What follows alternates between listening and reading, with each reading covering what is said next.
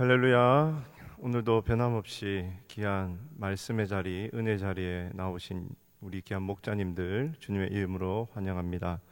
이 시간 우리 찬양으로 고백할 때에 오직 예수밖에 없습니다. 내가 의지하고 바라볼 리 오직 예수 그리스도 한 분뿐입니다. 그 은혜 안에 나가겠습니다. 그 고백으로 이 시간 하나님께 영광 올려 드리면 좋겠습니다.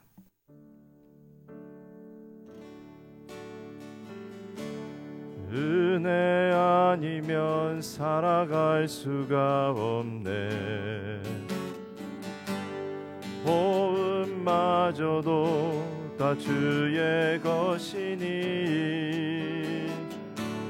세상 평안과 위로 내게 없어도 예수 오직 예수뿐이네. 다시 한 번 더. 은혜 아니면 살아갈 수가 없네. 은혜 아니면 살아갈 수가 없네. 호흡마저도 다 주의 것이니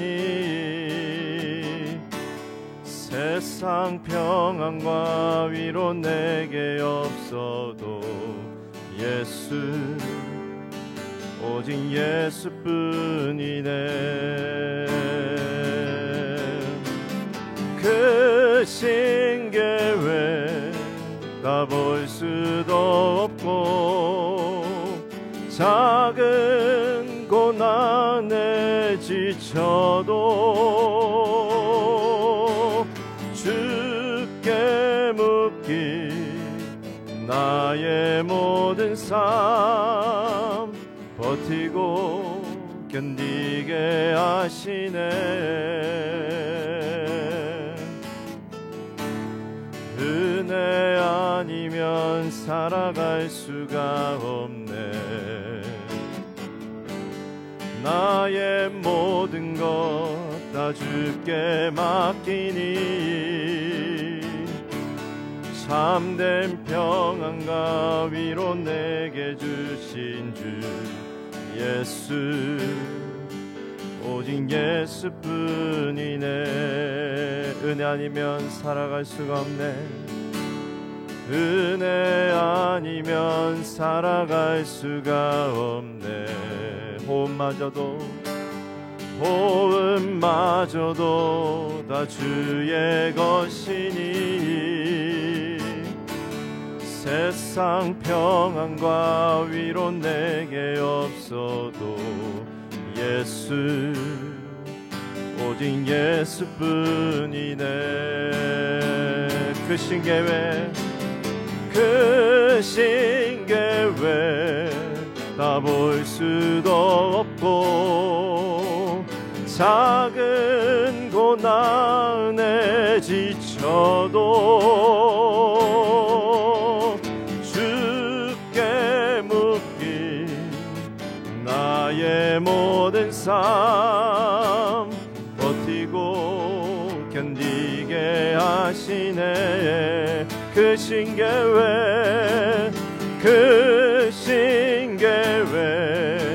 다 볼 수도 없고 작은 고난에 지쳐도 주께 묻기 나의 모든 삶 버티고 견디게 하시네.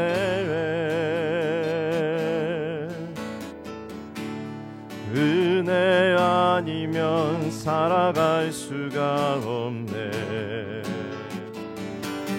나의 모든 것 다 주께 맡기니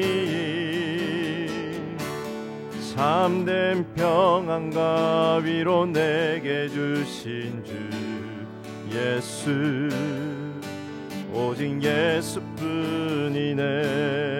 예수 오직 예수뿐이네. 예수 오직 예수뿐이네.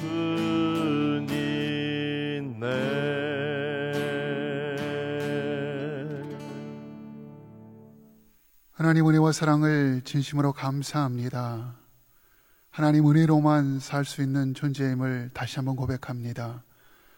지금까지 살아온 인생도 하나님의 은혜로 살았습니다. 또한 앞으로 살아갈 삶의 여정도 하나님의 은혜로 살아갈 줄 믿습니다. 하나님, 코로나 어려운 상황 가운데도 하나님이 주신 은혜로 주님의 몸된 교회를 든든히 세워주심을 진심으로 감사드립니다. 하나님, 더위에도 불구하고 정말 더위에도 아랑곳하지 않고 하나님이 주신 그 예배를 지키며 광야 예배로 드리게 하여 주시니 진심으로 감사합니다. 하나님, 그 예배 가운데 친히 자정하시고 임재하여 주셔서 하늘의 기쁨과 소망으로 충만하게 역사하여 주시니 감사합니다. 어렵고 힘들지만은 주님이 주시는 그 기쁨과 은혜로 승리하는 저희 모든 목자들 되어줄 수 있도록 인도하여 주옵소서. 하나님, 양들을 위하여 기도하게 하여 주시고 어렵고 힘든 영혼들 케어하며 돌보며 함께 이끌어 나아갈 수 있도록 인도하여 주옵소서. 하나님, 머지않아 우리 양무리 모임을 다시 재개할 때 한 양도 잃어버리지 않도록 하나님 힘쓰며 기도하는 우리 모든 목자님들 되어줄 수 있도록 역사하여 주옵소서. 이 시간에 우리 박성근 담임 목사님 귀한 말씀 주실 텐데 하나님, 그 말씀으로 10년 가운데 기쁨과 은혜가 넘쳐날 수 있도록 함께하여 주옵소서. 감사하며 우리 구주 예수 그리스도의 이름으로 기도드리옵나이다. 아멘.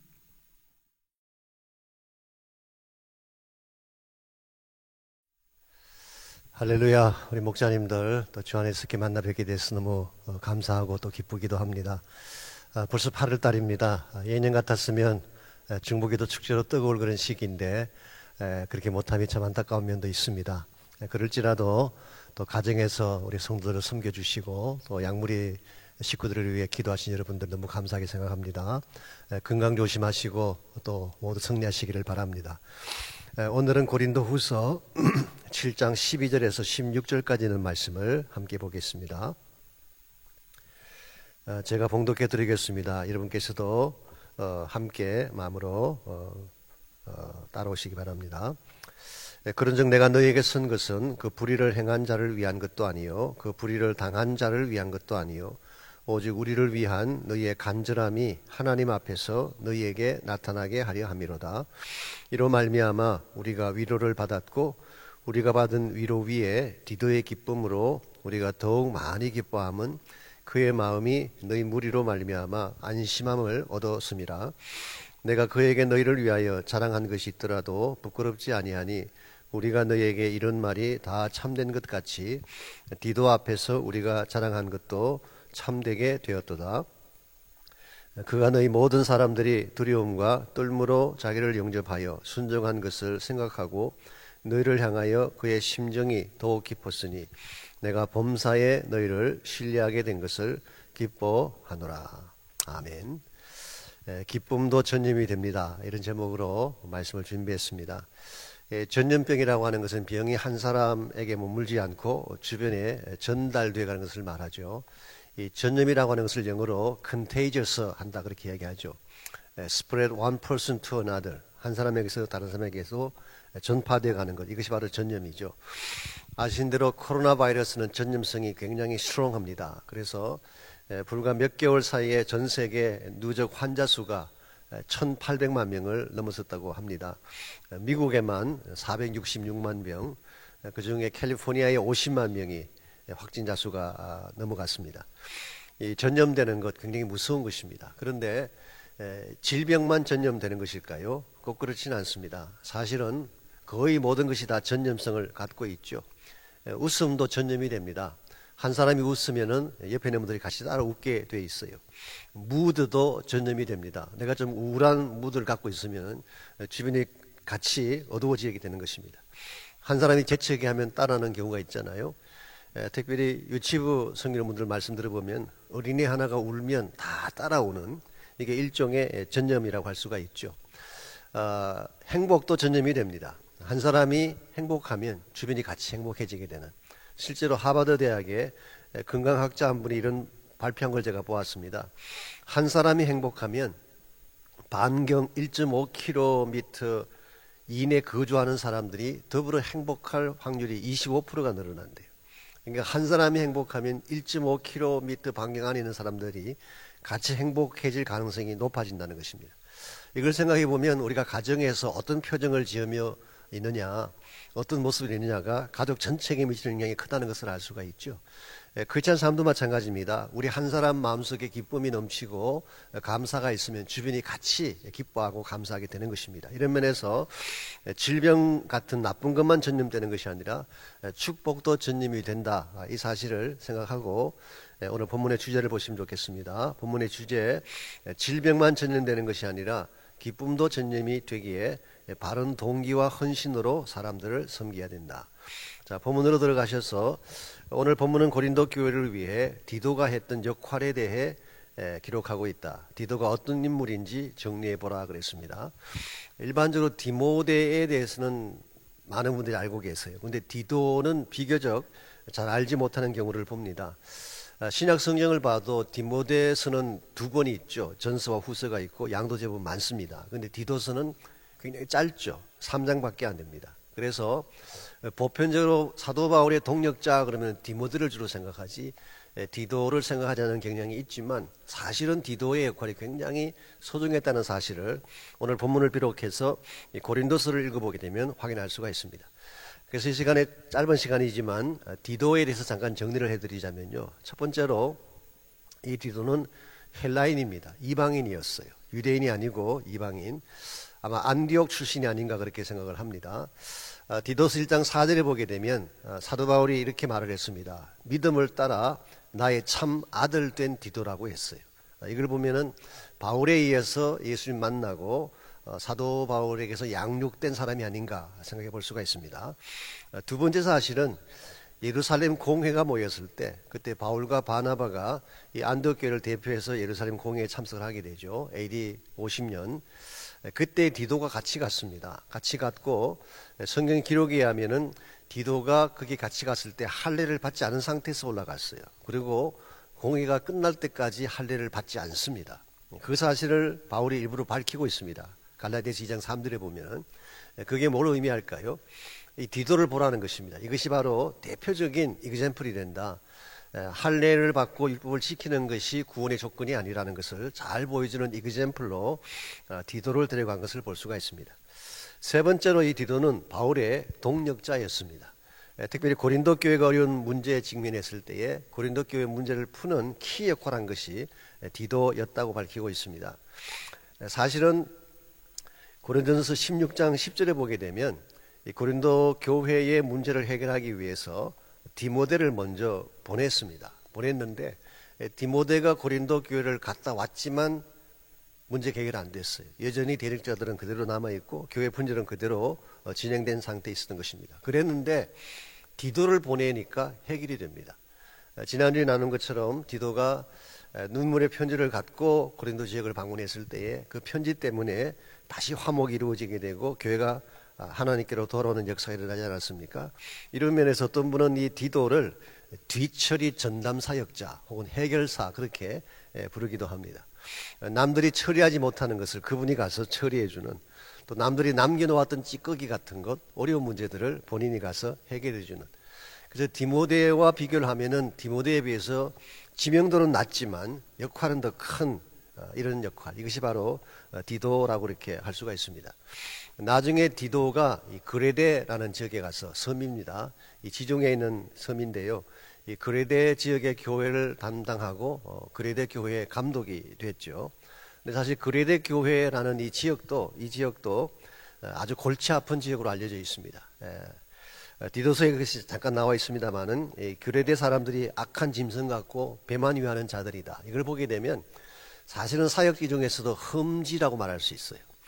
그 구성원들이 굉장히 와일드하고 거칠고 잘 컨트롤이 안 되는 그런 교인들이 있는 교회, 이런 교회 그레데 섬에 디도가 감독으로 갑니다. 그 반면에 디모데는 바울이 나중에 떠난 후에 에베소 교회로 오게 되죠. 에베소 교회는 아시아 교회의 중심이고 그 당시 바울 사역지의 센터라고 할 수가 있습니다. 이걸 보게 되면 사실 디모데가 여러 가지 면에서 바울의 그 페이버를 더 많이 받았던 인물 같고, 또 바울이 굉장히 아꼈던, 좋아했던 그런 인물 같은데, 실제 역할을 보면은 디모데 역할도 물론 크겠지만 디도의 역할이 참 컸다. 그래서 디도는 디모데후서 4장 10절 말씀에 하면은 달마디아까지 가서 복음 전한 것을 기록하고 있습니다. 이 달마디아가 오늘날의 유고슬라비아라고 합니다. 그래서 험지까지도 달려가고 멀리까지도 달려가고, 그리고 바울이 꼭 필요로 할 때에 본인이 나서서 문제 해결까지 해주는 이런 인물이 오늘 본문에 소개되고 있는 디도입니다. 아마 다음 주에 한 번 더 디도를 소개할 기회가 있을 것 같습니다. 그러나 오늘 간략하게 디도를 소개해드리고 우리 계속 공부하겠습니다. 이번 문제 12절은 바울이 디도 편에 보낸 편지의 의도를 밝히고 있다. 그 의도한 바가 어떻게 성취되었는가 그랬어요. 12절 봅니다. 그런즉 내가 너에게 선 것은 그 불의를 행한 자를 위한 것도 아니요 그 불의를 당한 자를 위한 것도 아니요 오직 우리를 위한 너희의 간절함이 하나님 앞에서 너희에게 나타나게 하려 함이로라. 여기에 그 눈물의 편지를 보낸 그 의도가 나와 있습니다. 바울이 그 편지를 보낸 의도는 불의를 행한 자들, 즉 대적자들 보라고 보낸 편지가 아니라는 것입니다. 너희들이 이렇게 잘못하고 있다, 대적자들이 보라고 보낸 편지가 아니었어요. 또 심지어는 불의를 당한 자들, 이 불의를 당한 자들은 바로 대적자들의 유혹에 넘어가서 피해를 입은 사람들이죠. 그래서 본인들은 의도하지 않았지만 대적자들에게 넘어가서 같이 놀아났던 사람들, 이런 사람들을 위해 쓴 편지도 아니라고 밝히고 있습니다. 그럼 왜 이 편지를 썼느냐? 너희들의 간절함이 나타나게 하기 위해서, 하나님 앞에서 너희들이 얼마나 진지하게 하나님을 사랑하고 또 하나님께로 돌아왔는가, 이 사실을 잘 드러내기 위해서 편지를 보냈다고 밝힙니다. 이 사도 바울의 의도는 사실은 이 편지를 통해서 닫혀있던 그 고린도 성도들의 마음이 열려지게 되고, 또 바울과의 관계를 가로막았던 그 베리어를 다 브레이크다운하고 reconciliation, 참된 화목을 이루기 위한 것이 편지를 보낸 의도였습니다. 그리고 실제로 이와 같은 의도가 잘 이루어진 사실을 오늘 성경이 밝히고 있죠. 3번 문제, 고린도 교회에 일어난 변화가 어떤 현상을 가져왔는가? 13절을 읽고 한 사람의 기쁨이 다른 사람에게 미치는 영향에 대해 나누보라 그랬습니다. 13절, 이로 말미암아 우리가 위로를 받았고 우리가 받은 위로 위에 디도의 기쁨으로 우리가 더욱 많이 기뻐함은 그의 마음이 너희 무리로 말미암아 안심함을 얻었음이라고 했어요. 디도가 이 편지를 전달함으로 말미암아 그 결과 바울이 위로를 많이 받았습니다. 위로만 받은 것이 아니라 디도가 기뻐하는 것을 보면서 우리도 더욱 많이 기뻐하게 되었다. 즉 디도가 가진 그 기쁨이 바울과 그의 일행들의 기쁨의 원인이 됐다는 뜻입니다. 자, 그렇다면 이 디도가 받게 된 기쁨은 어디에서 유발된 것일까요? 그것은 고린도 성도들에게서 유발된 것입니다. 즉 고린도 성도들이 디도를 잘 리셉트해주고 잘 받아주고 그리고 잘 대접해 주었기 때문에, 그래서 이 디도의 마음속에 평안이 주어지게 되면서 이 편지 전달 과정에서 기쁨을 갖게 됐죠. 근데 이 기쁨이 사도 바울 일행을 기쁘게 했고 결과적으로는 고린도 교회 전체를 기쁨으로 만들어주는, 그래서 막혔던 모든 상처와 감정의 벽이 허물어지고 온 교회가 기쁨을 누리게 되는, 저는 이와 같은 현상을 기쁨의 전념성이다 그렇게 부르고 싶습니다. 정리해드리자면 먼저 사도 바울이 사랑하는 마음으로 편지를 보냈죠. 그랬더니 두 번째로 고린도 교회 성도들이 이 편지를 받고 회개하고 다시 하나님께로 돌아오는 일이 벌어졌습니다. 이 사실 때문에 세 번째로 디도 자체가 기쁨을 누리게 됩니다. 그래서 편지를 가지고 갈 때는 참 두려움 가운데 어떤 일이 벌어질지 모르니까 갔던 그 디도가 이 현상들을 보고 마음에 큰 기쁨을 가지게 되죠. 이와 같은 디도의 기쁨을 본 바울이 또한 기뻐하게 되는, 그리고 궁극적으로 고린도 교회 성도 전체가 한 마음으로 기쁨으로 돌아오게 되는, 이게 소위 말하는 기쁨의 전념성이에요. 그래서 한 사람의 마음속에 주어진 기쁨의 그 원인이 다른 사람에게 전달되어지고 또 전달되어져서 온 공동체가 기쁨의 자리에 들어가게 된다면 이건 참 아름다운 현상이라고 할 수가 있죠. 물론 반대의 경우도 있습니다. 한 사람이 가지고 있는 그 불평이 계속 컨테이저스하게 전염되어 가서 모든 사람들이 불평을 하게 되는 경우도 있죠. 구약 성경에 나오는 이스라엘 백성이 아마 그런 케이스가 아닌가 생각합니다. 또 한 사람이 가진 선뿌리 때문에 온 공동체가 다 좀 비르니스를 갖게 되는 이런 경우도 있게 되죠. 그래서 우리가 무엇을 전파할 것이냐, 기쁨과 축복을 전파하는 자가 될 것이냐, 아니면 원망이나 불평이나 선뿌리나 죄를 전파하는 자가 될 것인가, 이건 굉장히 중요한 과제가 아닐 수가 없습니다. 자, 3번 문제, 디도가 기뻐하게 된 이유는 무엇인가? 고린도 교회가 디도에게 보여준 태도에 대해서 정리해 보라 그랬습니다. 15절, 그가 너희 모든 사람들이 두려움과 떨므로 자기를 영접하여 순종한 것을 생각하고 너희를 향하여 그의 심정이 더욱 깊어졌다, 그렇게 기록하고 있습니다. 이 디도가 사실은 그 고린도 교회에 갔을 때에 그들의 반응이 어떠할지는 전혀 모르고 갔습니다. 그런데 뜻밖으로 성도님들이 두려움과 떨므로 디도를 영접을 했어요. 이 두려움과 떨미라고 하는 것은 사실 경외감으로 혹은 존경하는 마음으로 그런 뜻입니다. 디도 자체가 위대해서 그런 경외하는 마음을 가졌을까요? 그렇진 않은 것 같습니다. 디도가 가지고 간 바울의 친서 때문에 고린도 성도들이 디도 자체를 영접하고 이렇게 경외하게 된 것입니다. 왜냐하니까 고린도 성도들 중에 대다수가 바울에 대한 존경심을 가지고 있었기 때문에. 그래서 디도가 기뻐하게 된 첫 번째 이유는 고린도 성도들이 보여주었던 그 태도를 보고 참 기뻐하게 된 것입니다.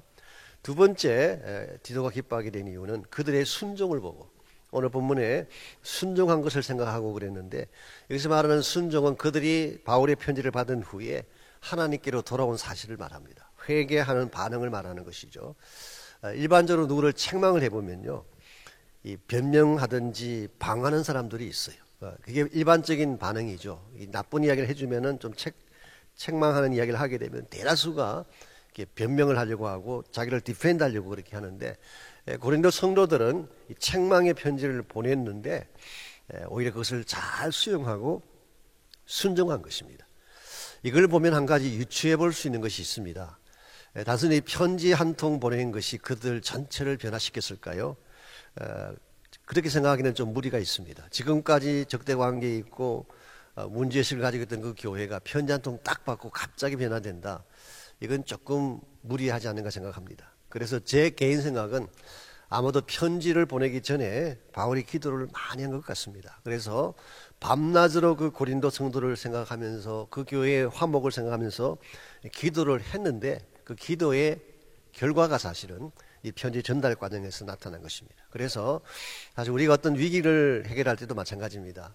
뭐 한번 뭘 딱 행함으로 위기가 끝난다, 그게 아니라 기도를 많이 하고 하나님 앞에 기도를 많이 하게 되면 정말 작은 것을 통해서도 성령이 역사하시고, 성령의 역사하심으로 다친 마음이 열리기도 하고 전체가 회복되기도 하는 것입니다. 그래서 이와 같이 디도는 바울의 편지를 전달하는 과정에서 고린도 성도들이 보여준 태도와 또 그들이 순종하고 하나님께로 돌아온 사실을 보고 기뻐했습니다. 5번 문제, 디도가 편지를 들고 고린도 교회로 간 것은 결코 쉽지 아니한 헌신이었다. 그것이 가져온 열매가 어떤 것이었는가라고 물었습니다. 사실은 이 편지를 들고 갔을 때가 이 아픔의 방문 직후죠. painful visit을 한 직후입니다. 다른 말로 표현하면 적대감이 고조되었을 그런 시점이에요. 이와 같은 시점에 바울의 친서를 들고 다시 고린도 교회를 찾아간다, 결코 쉬운 과제가 아닙니다. 왜냐하니까 적대감을 가진 그 사람들 한가운데 가는 것이니까 사실은 적진에 뛰어드는 것과 같은 것입니다. 혹시 바울처럼 문전에서 쫓겨날 수도 있고 어쩌면 더 심한 대접을 받을 수도 있죠. 뭐 두들겨 맞을 수도 있고 폭행을 당할 수도 있는. 그럼에도 불구하고 디도는 이 모든 걸 다 알면서도 편지를 들고 갔어요. 저는 이것을 헌신이라고 그렇게 생각합니다. 자기에게 좀 해가 될 줄 알고 또 불리한 상황이 벌어질 걸 알지만 이것을 하지 아니하면 하나님의 뜻이 이루어질 수가 없다, 하나님이 주시는 축복을 나눌 수가 없다, 이 사실을 알고 적진에 뛰어드는 헌신, 이게 사실은 오늘날 사람들을 변화시키고 교회를 변화시키는 헌신이라고 할 수가 있습니다. 사무엘하 23장에 보게 되면 그 다윗의 세 용사 이야기가 나오죠. 우리는 그 용사들의 이야기에서 동일한 헌신을 발견할 수가 있습니다. 다윗이 아직 왕이 되기 전인 것 같습니다. 이 망명 생활을 하고 있을 때에 아둘람 굴에 생활하지 않았습니까? 사실 그때야말로 다윗이 가장 좀 비참하기도 하고 힘들기도 하고 공고하게 됐던 그런 때입니다. 그랬는데 아둘람 굴 안에 있던 다윗이 베들레헴 성에 있는 우물에 그 물을 길러오기를 원했어요. 어떻게 보게 되면 참 그 주군으로서 너무나 좀 부당한, 합당하지 않은 그런 요구처럼 보입니다. 자기 목이 마르다고, 지금 상황이 어떤 상황인데, 특별히 그 베들레헴은 그 당시 블레셋이 그 장악하고 있는 때이기 때문에 블레셋 진중을 뚫고 가야 됩니다. 그래도 불구하고 이 세 용사가 내가 저 물을 누가 나에게 갖다 줄까라고 말하는 순간 왜 가야 됩니까? 정말 가야 됩니까? 질문조차 하지 않고 그냥 뛰어갑니다. 이게 사실 커미먼트예요. 이게 헌신이에요. 일반 사람 같으면 이게 합당한 명령입니까? 좀 참으시면 안 되겠습니까? 다른 방법은 없을까요? 그렇게 말할 수 있을 텐데, 이 세 용사는 다윗이 원한다는 것을 아는 순간 그냥 적진으로 뛰어갔어요. 그리고는 물 한 컵을 그 잔을 들고 오죠. 물론 다윗이 그 물을 마시지 않습니다. 그것은 생명 같은 것이기 때문에 사실 이와 같은 것이 다윗 왕조를 이루고 나중에 다윗 왕조의 핵심인 하나님 나라를 이루게 됩니다만은, 오늘 우리가 이 시대를 살면서 이런 헌신을 하지 아니하면 참된 의미에서의 복음의 기쁨이 전달될 수가 없습니다. 그렇다면 이 편지를 들고 간 열매가 무엇일까요? 16절에 보시면 내가 범사에 너희를 신뢰하게 된 것을 기뻐하노라. 즉 디도가 이 편지를 들고 가서 고린도 성도들에게 전달함으로 말미암아 드디어 바울이 고린도 성도들을 향한 신뢰가 회복이 된 것입니다. 그래서 서로 트러스트 할 수 있는 관계가 되고, 그리고 오늘 본문에 나타나 있지는 않지만 사실 이걸 계기로 해서 이제 고린도 교회가 적대 관계에 있는 교회가 아니라 바울의 동력자 교회가 되어져서 함께 복음의 꿈을 이루어 나가는 이런 일들이 일어나게 됩니다. 그래서 다음 주에 제가 조금 더 자세하게 소개해 드리겠지만 8장에 보시게 되면 이 디도가 그곳에 가서 편지만 전달한 것이 아니라 사실은 예루살렘 교회를 위한 그 연보를 레이자는 그 일까지 하고 왔어요. 그래서 이제는 고린도 교회가 바울을 대적하고 배척하는 위치에 있는 교회가 아니라 동력자 교회가 되는, 한 팀이 되는 이런 역사가 이 디도의 헌신으로 말미암아 주어진 열매입니다. 그래서 6번 문제, 고통이 만연한 이 시대에 기쁨을 전달하는 것은 중요하다. 기쁨의 전파자가 되려면 무엇이 필요할까? 첫 번째는 바른 동기가 필요합니다. 사도 바울이 고린도 교회에 편지를 보낼 때 동기, 그것은 누구를 책망하고 누구의 잘못을 지적하기 위해서 보낸 게 아니라고 했습니다. 그들을 다시 회복시켜주기 위한 동기를 가지고 편지를 보냈죠. 그래서 참된 기쁨이 만들어지려면은 그것을 행하는 동기가 건강해야 됩니다. 두 번째는 바른 헌신이죠. 이와 같은 상황 앞에 디도가 편지를 들고 갔다는 것은 대단한 헌신입니다. 마지막 세 번째로 바른 열매가 맺혀져서 결과적으로 고린도 교회가 다시 바울의 파트너 교회가 되고 복음의 동력자가 되는 이런 놀라운 역사들이 벌어졌습니다. 그래서 오늘 우리도 기쁨의 유발자가 되어져서 기쁨을 통해 더 많은 사람들을 복되게 만드는 이런 삶을 살아야 되지 않을까 생각합니다. 오늘 주일날 이와 같은 내용으로 제가 말씀을 준비하려고 합니다. 적용과 나누는 부분을 보시면 1번 코로나 바이러스가 더 확산되는 추세이다. 이런 무서운 질병을, 전염병을 이기려면 무엇이 필요할까? 자신의 생각을 나누어 보라 그랬습니다. 코로나 바이러스가 지금 더 확산되는 추세가 맞죠. 숫자적으로나 스피드로 보게 되면 초창기보다 훨씬 더 빠른 속도로 지금 번져가고 있다고 합니다. 제가 지난주간에 어떤 분을 통해 들은 이야기인데요. 캘리포니아 같은 경우에 캘리포니아가 지금 갑자기 그 확진자가 늘어나면서 미국 전체에서 넘버 원이 됐잖아요. 50만 명을 초과하는, 뉴욕보다 더 많은 숫자가 됐습니다. 그 이유 중에 하나가 술집을 오픈했기 때문이에요. 바. 그래서 CPA 하시는 분들의 이야기인데요. 3주간 동안 다시 오픈한 그 3주간 동안에 술집에서 크레딧 카드를 사용한 것이 50만 건이에요. 50만 건. 그 말은 50만 명 이상이 술집을 다녀갔다는 뜻이고, 또 캐시 낸 사람도 있을 것이고, 한 명이 카드 결제했지만 따라온 사람들이 많지 않겠습니까? 그럼 결과적으로 술집을 들어가는 사람이 아마 100만 명이 넘었을 가능성이 많다는 것인데, 술집 간 분들이 마스크 쓰고 술 마시겠어요? 또 술 잡수신 분들이 정상적으로 뭐 디스턴스 지키면서 그렇게 하겠습니까? 결국 그것이 코로나 바이러스 확산의 원산지가 됐어요. 이걸 백업해 주는 것이, 제가 어저께 신문에 보니까 뉴스를 보니까 그 LA 우리 보건 담당하시는 책임자 있잖아요, 여자분. 그분이 그 말을 했어요. 지금 LA 지역이나 캘리포니아 지역의 숫자가 지금 다시 줄어가고 있는데, 그 원인 중에 하나를 그분은 그걸 이야기했어요. 이 술집을 폐쇄시킨 것이 가장 큰 원인이다, 그런 이야기했어요. 그래서 사실 이 코로나 바이러스가, 바이러스도 바이러스이지만 우리들의 그 부주의함, 또 우리들의 그 어떤 욕망 같은 거, 잘못된 이런 것들이 코로나 바이러스를 더 확산시키는 이유 중에 하나라고 말할 수가 있어요. 그래서 이와 같은 전염병을 이기려면 1차적으로는 여러분과 제가 방역을 철저하게 해야 되겠죠. 마스크도 꼭 쓰고 거리도 지켜야 될 것입니다. 그러나 또 한 가지 필요한 것은 하나님 앞에서 바른 믿음을 갖는 게 참 중요합니다. 전염병이라고 하는 것이 물론 이렇게 피지컬한 차원에서 그 병이 전염돼 가는 것은 사실이지만, 마음이 느슨하게 되면 결국 그 병은 더 확산되는 것입니다. 그래서 우리가 바른 영성을 갖는 것, 바른 믿음을 갖는 것, 그래서 이와 같은 때이기 때문에 오히려 우리 크리스찬들이 더 깨어서 기도해야 되고 영적으로 바로 서야 된다라고 생각합니다. 사실 코로나가 있기 전까지는 문제가 없었나요? 코로나 있기 전에도 문제가 많았어요. 그리고 코로나가 끝나면 문제가 다 없어질까요? 아닙니다. 코로나 끝난 이후에도 문제는 계속됩니다. 경제적인 문제나 뭐 위기나 불의한 일들이나 타락이나 이런 건 계속될 거예요. 그래서 코로나 때문에 마치 모든 게 다 일어난 것처럼, 코로나가 모든 원인의 불행의 원인인 것처럼만 생각하지만 사실 그렇지 않습니다. 코로나도 그 중에 한 요소이긴 하지만 더 궁극적인 것은 우리가 하나님을 떠나가고 우리 마음속에 믿음이 약해졌을 때, 그래서 정말 이와 같은 전염병을 이기려면 우리 영성을 더 강성하게 해야 되지 않을까, 그렇게 생각합니다. 2번 문제, 우리가 다른 이에게 전염시키는 것에는 좋은 것도 있고 나쁜 것도 있다. 당신은 주로 어떤 것을 전염시키며 산다고 생각하는가? 제가 시작할 때 말씀드린 것처럼 부정적인 것도 전염이 됩니다.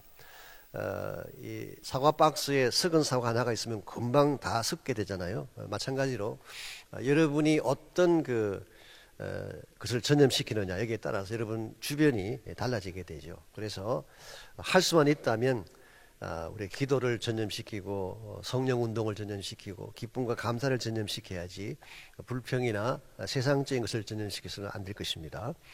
3번, 디도를 흔히 뒤처리 담당자 혹은 해결사라고 부른다. 어떤 면에서 그러한가? 당신도 그런 역할하기를 원하는가? 말씀드린 것처럼 다른 사람이 해결하지 못한 것을 디도가 가서 처리하는, 그래서 해결사라는 이름이 가능한 것 같습니다. 비록 이름은 더 유명하지가 않지만 역할은 더 아름다운, 이게 사실 정말 바람직한 것이죠. 반대 경우가 참 많습니다. 이름은 화려하고 직함은 화려한데 역할은 없는 경우도 있어요. 오히려 디도처럼 본인은 그렇게 유명한 그 사람은 아니지만 꼭 필요로 할 때, 하나님이 꼭 필요로 할 때 바른 역할을 하는, 이것이 우리 모두가 생각해야 될 바른 사역의 모습인 것 같습니다. 4번 문제, 당신은 주로 무엇 때문에 기뻐하는가? 주님은 무엇 때문에 기뻐하실까? 주님의 기쁨이 당신의 기쁨이 되려면 무엇이 필요한지 나눠보라 그랬습니다. 우리가 무엇 때문에 기뻐하는지를 보면 그 사람의 가치관을 알 수 있다고 하잖아요. 돈을 보았을 때 기뻐하면 가치관이 돈일 가능성이 많습니다. 자기 이름이 올라가는 것을 보고 기뻐한다면 명예나 명성이 가치관일 가능성이 있죠. 그러나 만일 주님이 기뻐하는 것이 나의 기쁨이 된다면 주님이 가치관이 되는 것입니다. 그래서 우리 크리스찬이 하나님 앞에 바르게 쓰임받는 삶을 살아가려면 주님이 기뻐하시는 것이 무엇인지를 잘 알아야 돼요. 주님이 무엇을 기뻐하실까요? 여러분 아시는 대로 생명 구원을 기뻐하시고 화목을 기뻐하시고 복음을 기뻐하시고 거룩함을 기뻐하시고 예배를 기뻐하시고 그러지 않겠어요? 그래서 주님의 기뻐하시는 것이 우리의 기쁨이 돼야지 우리 삶이 건강하고 바르게 되는 것입니다. 그래서 우리가 날마다 주님을 만나고 주님과 교제해야 될 이유가 여기 있습니다. 주님을 만나서 교제하게 되면 주님의 심정을 알게 돼요. 주님 심정 깊은 곳에 무엇이 있는가 이걸 알아야지 바른 그 제자가 되고 바른 사역자가 될 수가 있는 것입니다. 5번 문제, 공동체나 가정의 기쁨을 퍼뜨리기 위해 당신이 할 수 있는 일이 무엇일까? 그것을 나누고 함께 기도하는 시간을 가지라. 여러분의 가정에서 가정이 좀 무드가 다운되어 있다면 이걸 좀 올리고 기쁨이 넘치게 하기 위해서 할 일이 뭔가라는 것입니다. 여러분 자신이 먼저 기뻐해야 되겠고 성령이 주시는 기쁨과 찬양과 감사가 우리에게 먼저 있어야지 우리 가정도 그렇게 기쁨을 가지지 않겠습니까? 공동체도 마찬가지, 양무리도 마찬가지입니다. 그래서 우리가 항상 하나님 안에서 성령이 주시는 기쁨을 소유할 수 있도록 기도하셔야 되겠고, 내 마음속에 혹시라도 좀 부정적인 마음이나 또 나를 어둡게 만드는 무드가 찾아온다면은 우리 성령의 능력 가운데서 그걸 다 제거하고 기쁨과 찬양과 감사 속에 살 수 있어야지 우리 가정도 행복한 가정이 되고 공동체도 더 건강해질 수가 있습니다. 그래서 여러분께서 적용과 나눔의 부분 가운데에 여러분이 해당되는 문제를 픽업하셔서 같이 나누시면 좋겠습니다. 기도 제목, 코로나의 고통을 잠재울 수 있는 기쁨과 능력을 부어달라고 기도하라. 그래서 코로나가 주는 고통도 있지만 그보다 더 큰 기쁨을 가진다면 아마 고통이 고통으로 느껴지지 아니할 것입니다. 그래서 저는 개인적으로 여러분이 좀 더 찬양을 많이 하면 좋겠어요. 찬양하고 감사하고 우리 마음속에 이 코로나가 자꾸 빼앗아 가려고 하는 그 기쁨을 뺏기지 말고 성령과 찬양 가운데서 기쁨의 능력을 가지게 되면 설사 좀 어려움이 오더라도 그걸 넘어설 수 있지 않을까 생각합니다. 그래서 이번 한 주간 동안에 내 마음에 성령이 주시는 기쁨과 능력이 있도록 기도하시기 바랍니다. 참된 예배와 기도의 회복을 위해 기도해 주시고, 세 번째로 주일학교 사역과 다음 세대를 위한 기도. 사실 우리도 우리지만 우리 어린아이들이 굉장히 어려워하고 학교도 갈 수가 없지 교회도 오지 못하니까 우리 선데이스쿨에 속한 우리 자녀들이 참 어려움을 많이 겪고 있습니다. 그래서 이게 계속될 경우에 아이들이 마음적으로도 그렇고 영적으로도 그렇고 굉장히 다운될 가능성이 많죠. 그래서 할 수만 있다면 허락되어지는 범위 안에서 좀 우리 선데이스쿨도 좀 재개를 하고 또 우리 아이들을 위한 그 사역들도 조금 더 확장시켜 나가면 좋지 않을까 그렇게 생각을 합니다. 그래서 지금 어른들은 광야 예배를 통해서 그래도 주일날 예배를 드리는데 아이들은 그것조차도 못하니까 좀 이걸 위해서 기도를 많이 해주시고 어떻게 그렇게 할 수 있을지 좋은 방안이 있으면 또 말씀해 주시길 바랍니다. 한 주간 또 여러분께서 승리하시기를 바라고 목자 된 여러분들이 건강한 가운데 또 기쁨을 가진 가운데에 또 연약한 양들 잘 케어해 주시고 또 섬겨 주시기를 바랍니다. 제가 한번 기도하겠습니다. 하나님, 어려운 때일수록 믿음을 견고하게 갖도록 도와주시고 모든 것이 다운되어져 가는 어두운 때일수록 성령이 주시는 기쁨이 넘쳐나게 하셔서 참 하나님의 사람들만이 가지고 있는 독특한 영성으로 코로나 사태도 이기게 하시고 우리에게 주어진 모든 어려운 난간도 극복해 나갈 수 있도록 저희들을 축복하여 주옵소서. 목자 한 분 한 분의 가정과 삶의 터전과 영성을 축복합니다. 주의 은혜 가운데에 승리하도록 도우시고 가정의 모든 것들도 순적하게 형통하게 잘 해결되며 또 하나님의 은혜가 모든 가정마다 차고 넘침의 역사가 있도록 축복하여 주옵소서. 감사드리오며 예수님의 이름으로 기도하옵나이다. 아멘.